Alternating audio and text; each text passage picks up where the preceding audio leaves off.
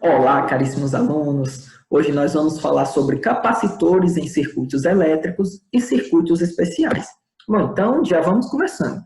Primeiro a gente vai falar sobre o curto-circuito em um capacitor. Antes de qualquer coisa, vamos lembrar qual é a definição do curto-circuito, não só no capacitor, em qualquer dispositivo elétrico. A gente diz que um dispositivo ele vai estar em curto-circuito quando a DDP nos seus polos é igual a zero, ou seja, a tensão é igual a zero, tá bom? Então, nesse caso, veja só o fato de um capacitor ter a tensão igual a zero, isso vai causar um incêndio? Não. Exemplo, então a gente chega à seguinte conclusão, que todo incêndio causado por pane elétrica é provocado por um curto-circuito. Mas nem todo curto-circuito provoca um incêndio, tá bom? Vamos pegar o exemplo disso. Veja só, esse arranjo aqui é uma ponte de Wheatstone em equilíbrio. A gente viu que quando a ponte de Wheatstone está em equilíbrio, a tensão aqui nesse local é zero, porque nesse caso o potencial VC é igual ao potencial VB. Então a gente vai dizer que o CB aqui é igual a zero. Se eu colocar um capacitor nessa linha, a tensão nos polos dele vai ser igual a zero. Então, esse capacitor está em curto-circuito. Por causa disso, ele está causando um incêndio, uma panela elétrica? Não, tá bom? Então, novamente, todo incêndio causado por pane elétrica é provocado por um curto-circuito. Mas nem todo curto-circuito vai acabar provocando incêndio, tá bom? E essa parte dos circuitos especiais, que já é o capítulo 19, nada mais é do que uma revisão de tudo que a gente viu até agora. Então, na verdade, a gente vai usar todo o conhecimento que a gente aprendeu de circuito elétrico até agora para resolver esses circuitos. Ou seja, as leis de Kirchhoff, tá bom? Primeira lei, segunda lei de nós, lei das malhas, vai estar usando tudo que a gente aprendeu até agora para estar conseguindo resolver esses circuitos. Uma dessas leis, por exemplo, que a gente aprendeu muito importante, é a lei de Euler. Então, veja que nesse caso, só para relembrar, quando a gente tem um gerador, um receptor em um circuito elétrico, a corrente dá para ser encontrada através da lei de Euler, que diz que ela é a força eletromotriz menos a força contra-eletromotriz dividido pelas resistências internas. Isso se não tiver nenhum resistor externo no circuito, né? Isso. Caso tenha, aquela equação vira essa daqui. É a soma, nesse caso, das forças eletromotrizes menos as forças contra-eletromotrizes dividido pela soma de toda a resistência, ou seja, tanto as resistências internas como as resistências externas ao circuito, nesse caso, ou melhor, ao gerador e ao receptor. Isso daqui a gente já viu bem detalhadamente, pegou um capítulo só para ele, tá bom? Então, lembrar dessa lei, lembrar também das leis de Kirchhoff e aplicar. É isso que a gente vai fazer nesse capítulo 19, tá bom? Então, já vamos começando a resolução do capítulo 18, que está aí continuando, nesse caso, a parte de capacitores, e pegando essa parte de um capacitor em curto, que foi o que a gente viu já no início aqui desse slide, e no capítulo 19 a gente vai ver só o resumo, tá bom? É uma revisão de tudo que a gente viu até agora. Bom, então começando. Questão número 1 da atividade de sala do capítulo 18. Considere os 6 capacitores vistos na figura. Tá aí a figura bem bonitinha. Supondo que a capacitância de cada capacitor é C, a capacitância equivalente entre os pontos P e Q é. A gente já viu como é que calcula a capacitância equivalente lá no capítulo 17. Só é aplicar aquele mesmo conhecimento aqui. Então, veja, primeiro a gente vai ver que esses dois estão em série, esses dois também estão em série. Se os dois estão em série e o valor é igual, a capacitância equivalente dá para ser encontrada através de CE. Vou botar CE', tá bom? Vai ser C pelo número aqui que é 2. Só tem 2 capacitores em série nessa parte. Aqui vai dar no mesmo. Então, vou dizer que CE, 2 linhas, nessa parte aqui, é C sobre 2 também. Bom, agora que eu já encontrei o equivalente apenas desse, veja que o equivalente desse vai ficar apenas um capacitor aqui, substituindo esses dois, e ele vai estar em paralelo com esses dois aqui de cima. Quando o capacitor está associado em paralelo, o capacitor equivalente de todos eles é apenas a soma de todos esses valores. Então, eu vou somar os três. Veja que o capacitor equivalente dessa parte agora, toda aqui, esse C linha, igual a C sobre 2, que é essa primeira parte daqui, mais C, que é esse, mais C de novo, que é esse outro aqui em cima. Então, esse CE, 3 linhas, nesse caso aqui, acaba sendo esse MMC, que dá 2, aqui dá C, mais 2C, mais 2C. CE, 3 linhas, vai ser então C mais 2C mais 2C, que dá 5C. E aqui embaixo, no caso, fica o 2. Já achei o valor dessa outra capacitância equivalente. O que é que eu vou fazer agora? A capacitância equivalente que eu achei dessa parte vai ficar em série com essa capacitância equivalente daqui. Se os dois estão em série, o que é que eu vou fazer? Equação aqui da equivalência para a série de um capacitor, nesse caso. Se só tem dois, fica a multiplicação dividido pela adição. Então, vou colocar aqui. 5C sobre 2 vezes C sobre 2, dividido por 5C sobre 2, mais C sobre 2. Veja que essa capacitância equivalente, então, vai ficar 5C vezes C dá 5C ao quadrado. 2 vezes 2 dá 4. 5C, nesse caso, mais C dá 6C. E conserva a base, ou melhor, o denominador, já que esses dois são iguais. Como é que dá para resolver isso aqui? Conserva a primeira, multiplica pelo inverso da segunda, ou, que nem eu costumo dizer, multiplica os dois de dentro e os dois de fora. Então, nesse caso aqui, capacitância equivalente vai ser 5C ao quadrado vezes 2, que dá 10C ao quadrado. 4 vezes 6C, que dá 24C. Corta esse C com um desse daqui e divide, simplifica esses daqui por 2. Isso daqui vai dar 5C dividido por 12. Essa é a capacitância equivalente total, no caso desse circuito, que acaba dando a letra D. Próxima questão. 3 capacitores cujas capacitâncias são C1 igual a 4 vezes 10 a menos 9 farad, C2 igual a 3 vezes 10 a menos 9 farad e C3 igual a 6 vezes 10 a menos 9 farad, são associadas como representado o esquema.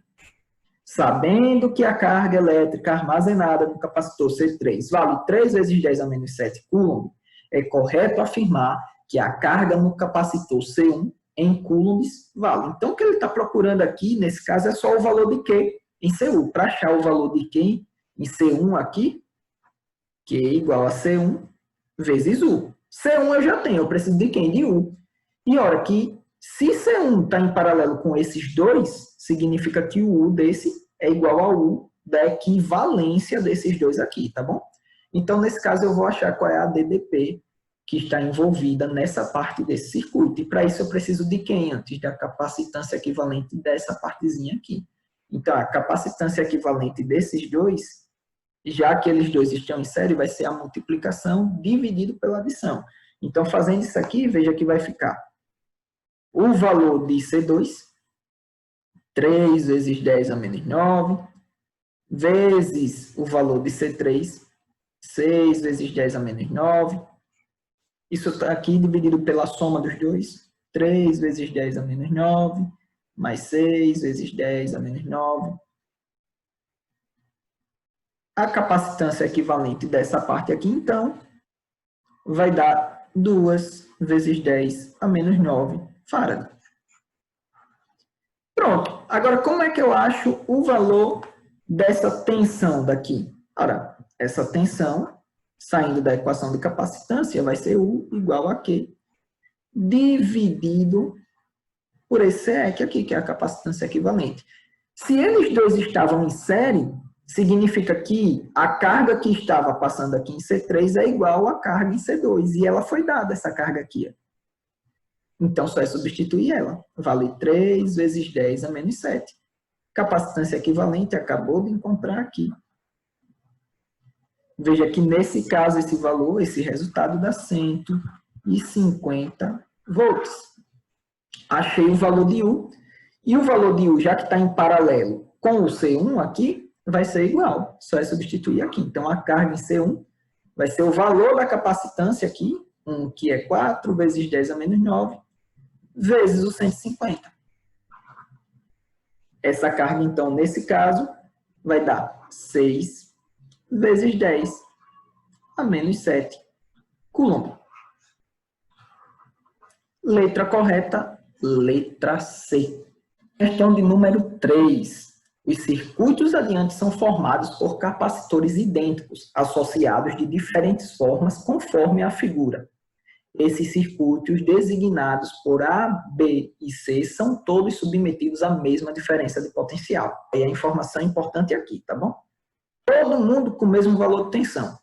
Considerando que o A, o B e o C são, respectivamente, as energias totais dos circuitos A, B e C, pode-se afirmar que...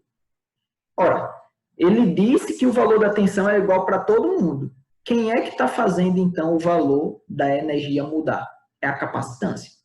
E quem é que relaciona energia com capacitância com tensão? Essa equação aqui, a energia potencial é a capacitância vezes o ao quadrado, que é a tensão, dividido por 2.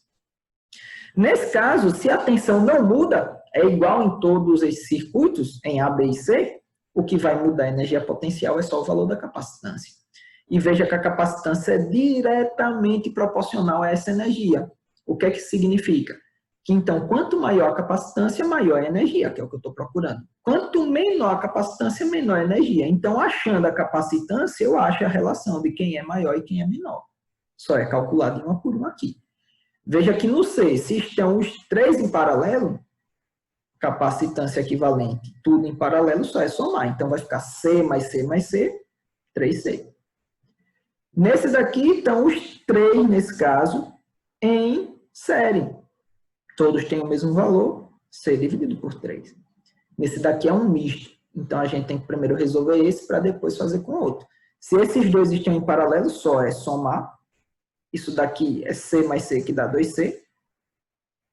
E esse pedacinho, deixa eu botar aqui C aqui, esse pedacinho aqui do lado vale C, né? Só que veja que os dois vão ficar em série. Então, fica a multiplicação dividido pela adição. O C aqui total dessa parte de A vai ser, então, C vezes 2C, dividido por C mais 2C.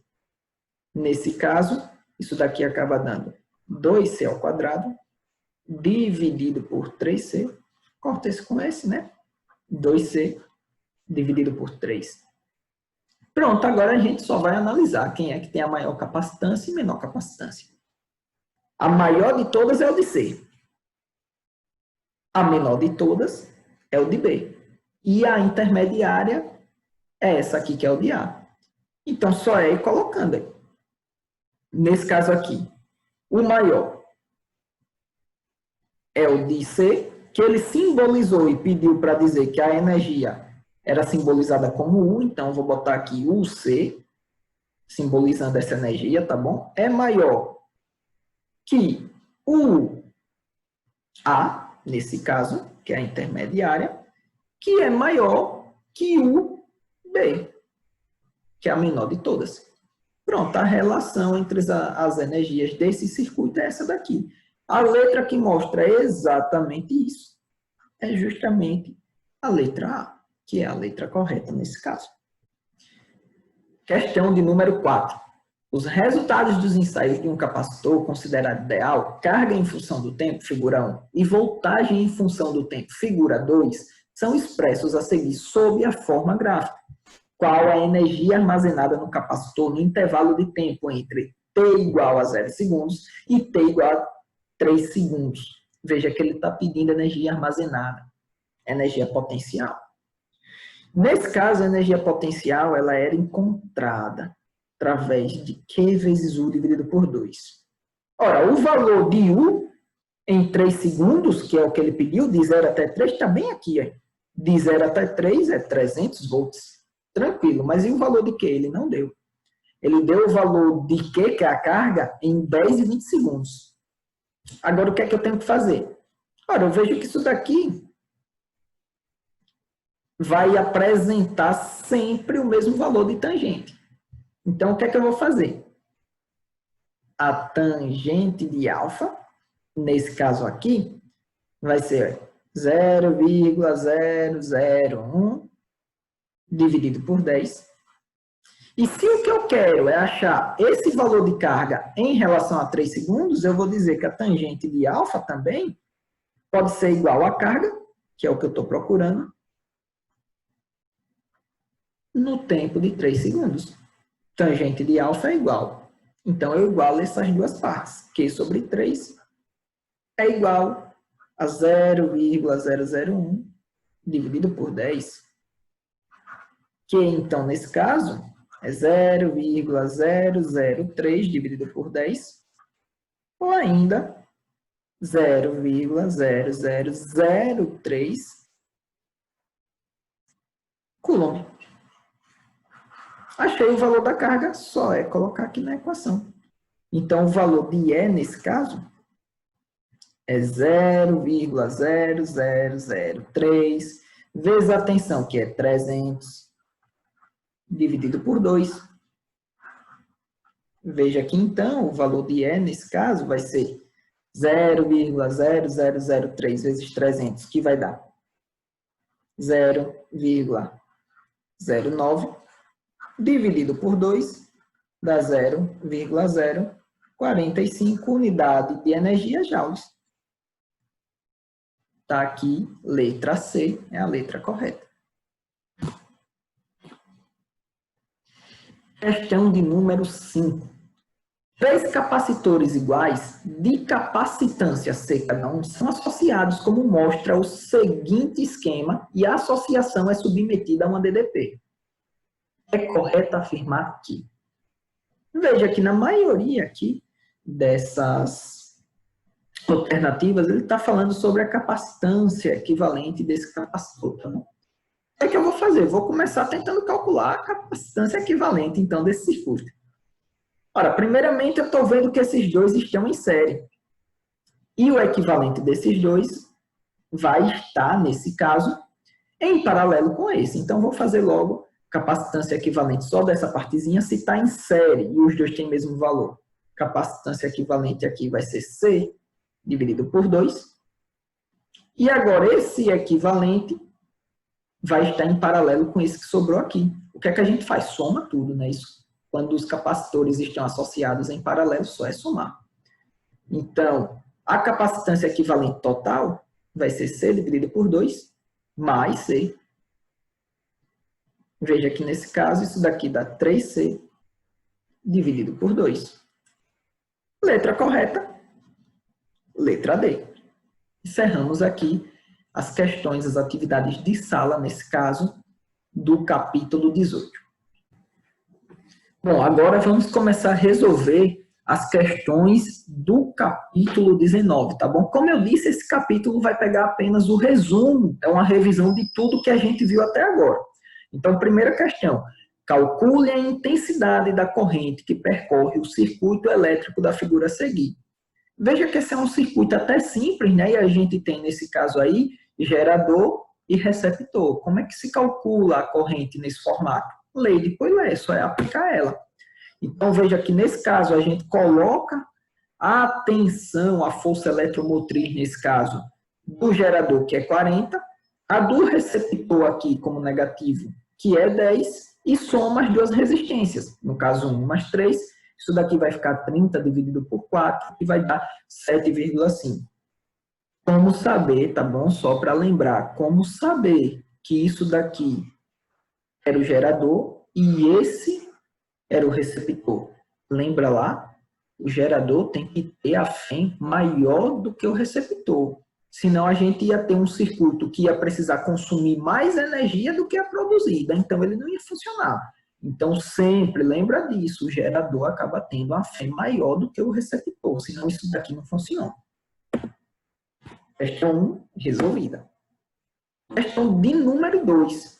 No circuito a seguir, os medidores de corrente e de tensão elétrica são reais, ou seja, possuem resistência interna. Sabendo-se que o voltímetro acusa 3 volts e o amperímetro 0,8 amperes, calcule o valor da resistência interna do voltímetro. Veja só, pessoal.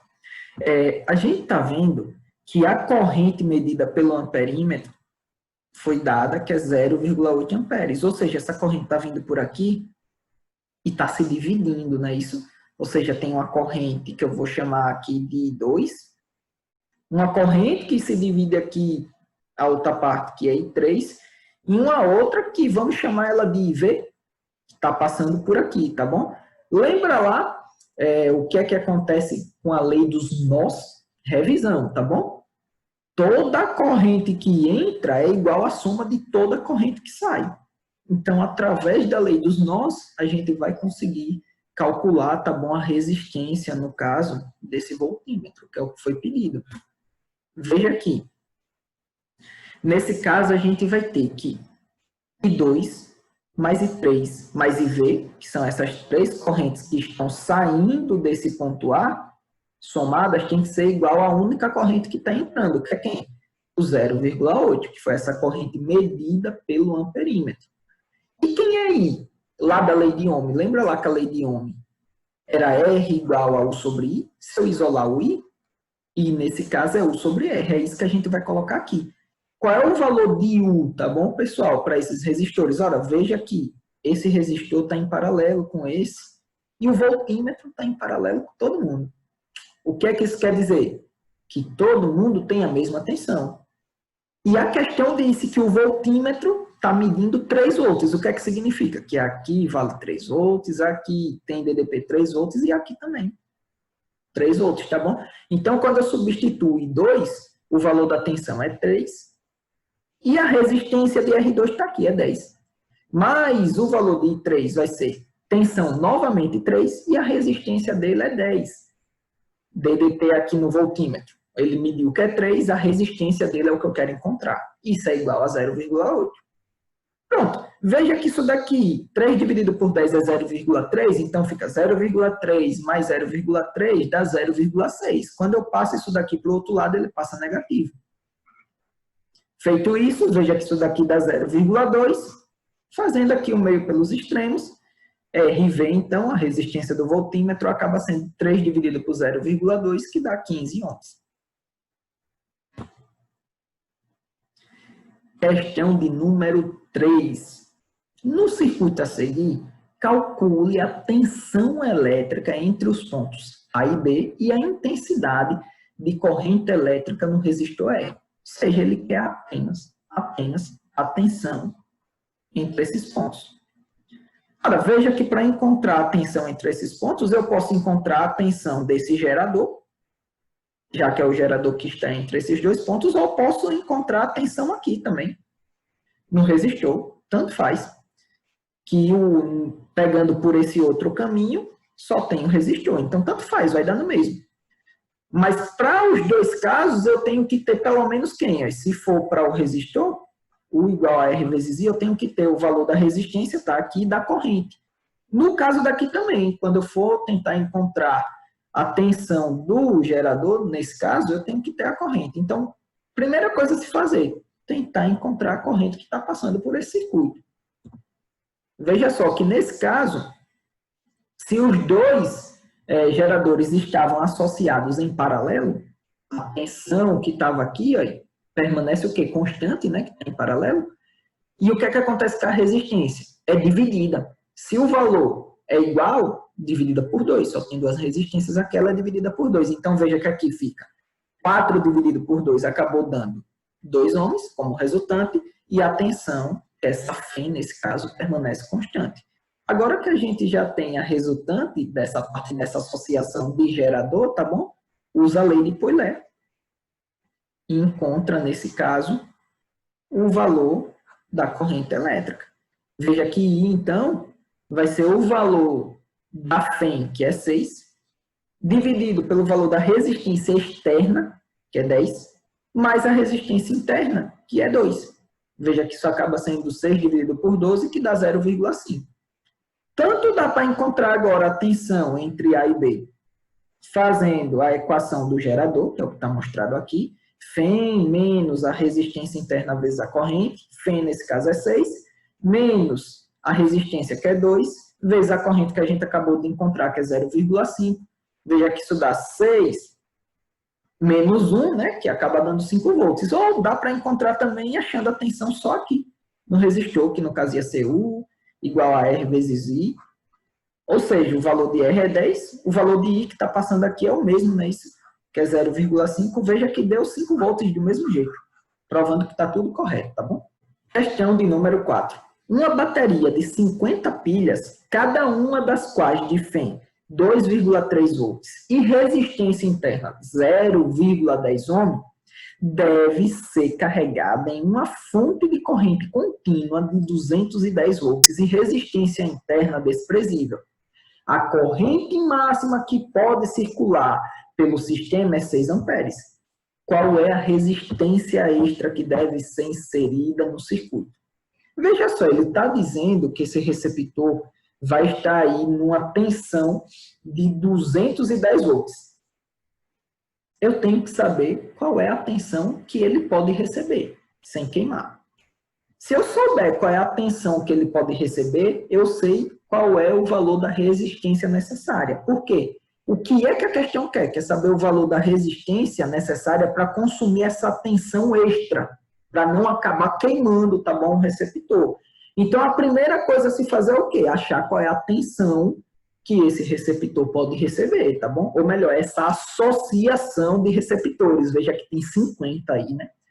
E nesse caso, essa associação sempre vai estar em série, tá bom? Já que o que a gente quer é aumentar, nesse caso, a força contra-eletromotriz deles. Então, veja, se está em série, a gente soma todos, né? Então, a força contra-eletromotriz total é 50 vezes 2,3. Está tudo em série. Esse valor aqui acaba dando 115 volts. A resistência, já que está tudo em série, vai ser somada também. Então, a gente soma 50 vezes esse valor aqui, ó, de 0,10. Ou seja, a resistência interna, nesse caso, é 0,10 vezes 50. Ou então, nesse caso, já dando o resultado, 5 ohms. Pronto, achei o valor da força contra-eletromotriz resultante e o valor da resistência interna resultante. O que é que eu vou fazer? Substituir na equação de receptor de bateria. U é igual a E' mais R' vezes I. E', 115, o resultante dessa associação. R', o resultante, 5. Qual é o valor de corrente máxima que ele pode suportar? Está aqui, 6 amperes. Veja que isso daqui vai dar 115 mais 30. O, então, é 145 volts. Ou seja, só pode chegar uma tensão de 145 volts nesse receptor. O que é que significa? Que esse resistor aqui vai ser associado em série com ele para dissipar o resto do valor da tensão, que não pode chegar. Que valor é esse? Bom, a máxima aí, que é o que está sendo colocado no circuito, é 210. Ele só pode receber 145. Qual é o valor, então, que está sobrando nesse caso? 65 volts. Ou seja, esse resistor tem que ter uma resistência suficiente para dissipar 65 volts. Então, coloca aqui. Qual é a resistência que vai dissipar 65 volts se a corrente que passa no circuito é 6 amperes? Essa resistência, então, vai ser igual a 10,8 ohm. Letra correta, letra A. E para finalizar, questão de número 5. Em uma montagem, conforme o esquema, a diferença de potencial entre M e N vale 0,8 volts. Já vou anotar aqui. Entre M e N, 0,8 volts. a resistência elétrica do resistor X é, em ohm, igual a. Ou seja, o que ele quer é o valor de Rx. É isso daqui. Ora, veja que tanto a gente pode tentar encontrar o Rx através da lei de Ohm, U sobre I, ia ter que ter a tensão e a corrente dele. Vai dificultar muito, porque a gente não tem nenhum dos dois. Ou então, veja que tem gerador, receptor, tá todo mundo em série aqui, dá para tentar encontrar através de quem? Da lei de Euler, que ia ser, no caso, E menos E' mais a soma de todas as resistências que estão aqui. Ou seja, ia ser o Rx, resistência interna só tem uma, e o outro era esse valor de R aqui, que vamos botar um R2, só para simbolizar ela, tá bom? Só que veja, o valor de Rzinho está aqui. O valor de R2 está aqui. O valor da FEM está aqui. Aqui, no caso, que tem que ser maior. O valor da força contra-eletromotriz está aqui. O que é que está faltando para eu achar o valor de Rx? O valor de I, que a gente não tem. Porém, como está tudo em série, eu sei que a corrente é constante aqui. E veja só, nesse resistor, a questão me deu o valor da tensão dele. Então, através da lei de Ohm, eu consigo calcular a corrente aqui, que é justamente a corrente que passa em todo o circuito, já que está tudo em série. Então, veja que a corrente acaba sendo U dividido por esse R2 aqui. Qual é o valor, nesse caso, dessa corrente? Vai ser o valor de U, que é 0,8, dividido pela resistência dele, que é 2. Valor da corrente, 0,4 amperes. Ou seja, em todo o circuito passa 0,4 amperes. Agora eu tenho corrente, tenho FEM, tenho força contra-eletromotriz, tenho resistência interna, tenho a resistência externa R2, só não tenho Rx, que é quem eu quero encontrar. Então, só é substituir essas informações aqui. Veja que ao fazer todas essas substituições, a gente chega nessa equação. E2 menos E1, onde E2, no caso, é o do gerador, que tem que ser o maior, que é 12, menos o do receptor, que é 10.